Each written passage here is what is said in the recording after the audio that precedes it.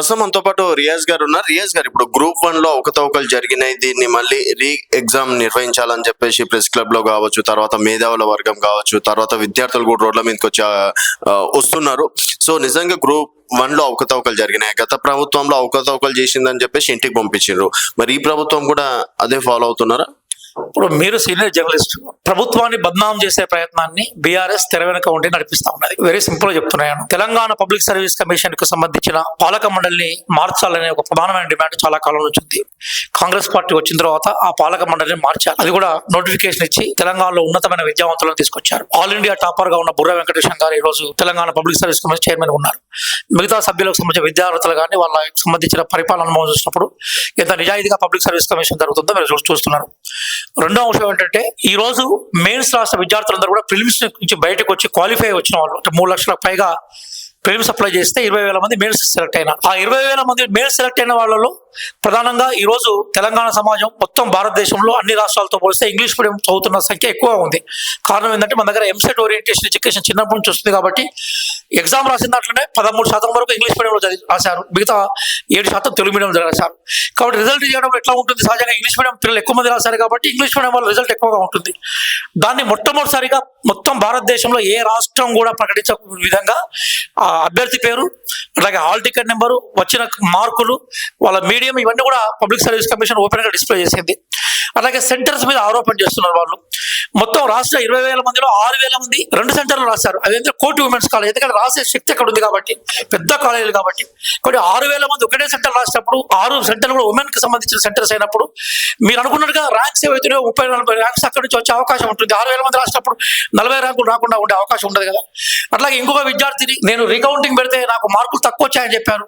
ఆమె hall ticket forgery చేసినట్టుగా Telangana public service commission release చేసింది. ఈ రోజు Telangana public service commission group 1 మీద ఆరోపణలు చేస్తున్న ఎవరు కూడా గ్రూప్ 1 మెయిన్స్ రాయలేదు సార్. నేను మళ్ళీ చెప్తున్నాను, చాలా ప్రగతి చెప్తున్నాను. ఒక్కరో ఇద్దరు అడ్డం పెట్టుకుని ఎందుకంటే హైకోర్టులో 20 మంది పిటిషన్ చేశారు. పబ్లిక్ సర్వీస్ కమిషన్ సమాధానం ఏంటంటే, మీలాగా నేను కూడా పేపర్ చదివాను, నేను కూడా వార్తల ద్వారా చెప్తున్నాను. పబ్లిక్ సర్వీస్ కమిషన్ చెప్పింది ఏంటంటే, 20 మంది కోర్టులో పిటిషన్ చేస్తే 19 మంది గవర్నమెంట్ ఎంప్లాయీస్ వాళ్ళ వివరాలు లేదని చెప్పింది అన్నట్టు. అంటే ఎట్లాంటి అంటే, వాళ్ళ వివరాలు ఇవ్వకుండా కోర్టులో పిటిషన్ వేశారంటే వాళ్ళ ఇంటిగ్రిటీ ఎంతో మీరు అర్థం చేసుకోండి. అంటే వివరాలు ఇవ్వకుండా వాళ్ళు కోర్టులో కేసు వేశారు, దట్ ఈస్ దర్ ఇంటిగ్రిటీ. మీకు క్లియర్ గా అర్థమవుతున్నది కదా. అంటే ఓవరాల్ గా మనకి ఏం తెలుస్తుందంటే, ఈ రోజు గవర్నమెంట్ సన్నబియ్యం ద్వారా, రైతుల రుణమాఫీ ద్వారా, ఉద్యోగాలను భర్తీ చేయడం ద్వారా శరవేగంగా ప్రజల్లోకి పోయినప్పుడు ఏం చేయాలో అర్థం కాకుండా బెంబెలెత్తిపోతున్న బీఆర్ఎస్ వర్గాలు వెనక నుంచి కొంతమందిని ముందర పెట్టి నడిపిస్తున్నారు. కాబట్టి ఇది బద్నాం చేసే ప్రక్రియ తప్ప ఇందులో ఎట్లాంటి ఆధారాలు లేదు. దాని మీద తెలంగాణ పబ్లిక్ సర్వీస్ కమిషన్ కోర్టుకు తీర్పు ఇచ్చింది. కోర్టు ఏది నిర్ణయం చేస్తే ఆ నిర్ణయాన్ని అందరం కూడా దాన్ని మనము ఆచరించేందుకు సిద్ధంగా ఉన్నాం. సరే, ఇప్పుడు గతంలో సంవత్సరానికి 2 లక్షల ఉద్యోగాలు నోటిఫికేషన్ వేసామని చెప్పేసి అన్నారు. దాదాపుగా 16 నెలలు అవుతుంది. అంటే టీజీపీఎస్సీ ద్వారా ఇప్పటి వరకు మీరు ఫిలప్ చేసింది 10,000, 12,000 ఉద్యోగాలు మాత్రమే సార్. నియామక పత్రాలు పక్కన పెట్టండి, 10,000, 12,000. సో ఇక్కడ కాంగ్రెస్ ప్రభుత్వం ఫెయిల్యూర్ అని చెప్పేసి అనుకోవచ్చు కదా. అండ్ ఇంకోటి, జాబ్ క్యాలెండర్ రిలీజ్ చేశారు. సో జనవరి, ఫిబ్రవరి, మార్చ్ లో కూడా దాదాపు ఒక 2-3 వేల ఉద్యోగాలు ఉన్నాయి. సో అవి కూడా దానికి సంబంధించిన కూడా ఇప్పటి వరకు ఉలుకు లేదు, పలుకు లేదు. సో ఏంటంటే ప్రభుత్వం ఏం స్టాండ్ తీసుకుంటున్నట్టు ఇక్కడ? తెలంగాణ వెలుగు నుంచి సీనియర్ జర్నలిస్ట్ గా మీరు బహుశా జరుగుతున్న పరిణామాలు మీరు గమనించలేదేమో అనుకుంటున్నాను. 60,000 ఉద్యోగాల నియామక పత్రాలు పెట్టారు కదా సార్. మీరు వినండి సార్, మీరు వినండి. నేనే అటెండ్ చేశాను కదా సార్. పెద్దపల్లిలో భారీ బహిరంగ సభ పెట్టి 10,000 మందికి నియామక పత్రాలు ఇచ్చారు. ఎల్బీ స్టేడియంలో 6 సార్లు బహిరంగ సభలు జరిగాయి. అందరికి నియామక పత్రాలు ఇచ్చాము. మీరు వినండి, నేను క్లారిటీ చెప్తున్నాను. 60,000 ఉద్యోగాలకు సంబంధించిన లెక్కలు ఒక నిమిషం మీరు టైం ఇస్తే నా మొబైల్లో కూడా మీకు చూపెడతాను. అది చర్చ కాదు. ఇక్కడ చర్చ ఏంటంటే, ప్రభుత్వ ఉద్యోగాలు ఇవ్వాల్సిన బాధ్యత రాష్ట్ర ప్రభుత్వం మీద ఉన్నది. మేము ఆ బాధ్యత నుంచి తప్పుకోవట్లేదు సార్.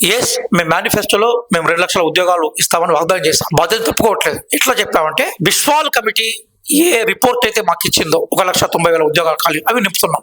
ఆ నింపే ప్రక్రియలో ముందుకు పోతున్నాం. ఇప్పటిదాకా గత ప్రభుత్వాలు ఇచ్చిన నోటిఫికేషన్ అన్ని క్లియర్ చేస్తాం సార్. ఇప్పుడు గ్రూప్ 1, గ్రూప్ 2కి సంబంధించిన అంశం గ్రూప్ 1 కూడా కోర్టులో ఉన్నది. అది 28 నాడు క్లియర్ కాబోతుంది. దాని తర్వాత గ్రూప్ 2 ఇస్తాం, గ్రూప్ 3 ఇస్తాం. అయిపోయిన తర్వాత నెక్స్ట్ పోలీస్ నోటిఫికేషన్ మీద కూడా కోర్టు తీర్పు ఉంది. అది కూడా మనకు క్లియర్ అయిపోయింది. కాబట్టి పోలీస్ నోటిఫికేషన్ రెడీగా ఉంది. డిఎస్సీ ఎక్సైజ్ జరుగుతుంది కాబట్టి పెట్టేసాం మేము. కాబట్టి మా పరంపరలో ఇక్కడ లోపం ఉంటే మీరు చూపెట్టండి. నేను మూడు ప్రధానమైన ఉద్యోగాలు డిఎస్సీ వేయడానికి ముందు టెట్ కావాలా, టెట్ నోటిఫికేషన్ ఇస్తాం. కోర్టు రిస్ట్రిక్షన్ ఉండే కాబట్టి మన దాకా పోలీసు ఉద్యోగాలు వేయాలి, మనకు క్లియర్ అయింది కాబట్టి వేస్తామని చెప్తున్నాం. అట్లాగే ఈ రోజు బేసికల్ గా టీచర్ ఉద్యోగాలకు సంబంధించి పోలీస్ ఉద్యోగాలతో సహా ఈ రోజు మేము జూన్ 2 కల్లా గ్రూప్ 1 గ్రూప్ 2 సంబంధించిన నోటిఫికేషన్ ప్రకటించాం. ప్రక్రియలో ఇక్కడ లోపం ఉంటే చెప్పండి. మూడో కీలకమైన విషయం మీరు అడిగారు, అది చాలా మంచి క్వశ్చన్. ఏంటంటే ఎందుకు జాబ్ క్యాలెండర్ ని మీరు ఇమీడియట్ గా ఇంప్లిమెంట్ లో తీసుకురాలేదని. సార్, తెలంగాణలో ప్రధానంగా ఎంఆర్పిఎస్ ఆధ్వర్యంలో దశాబ్దాల తరబడి ఒక న్యాయమైన పోరాటం జరిగింది, వర్గీకరణ పోరాటం. అసెంబ్లీ సాక్షిగా వర్గీకరణ పోరాటానికి రేవంత్ రెడ్డి గారు గౌరవ ముఖ్యమంత్రి గారు హామీ ఇచ్చారు. వర్గీకరణ పూర్తి అయ్యే వరకు మేము నోటిఫికేషన్ ఇవ్వని చెప్పారు. దానికి కట్టుబడి ఉన్నాం. మేము వర్గీకరణ చేస్తాం, జియో వచ్చింది.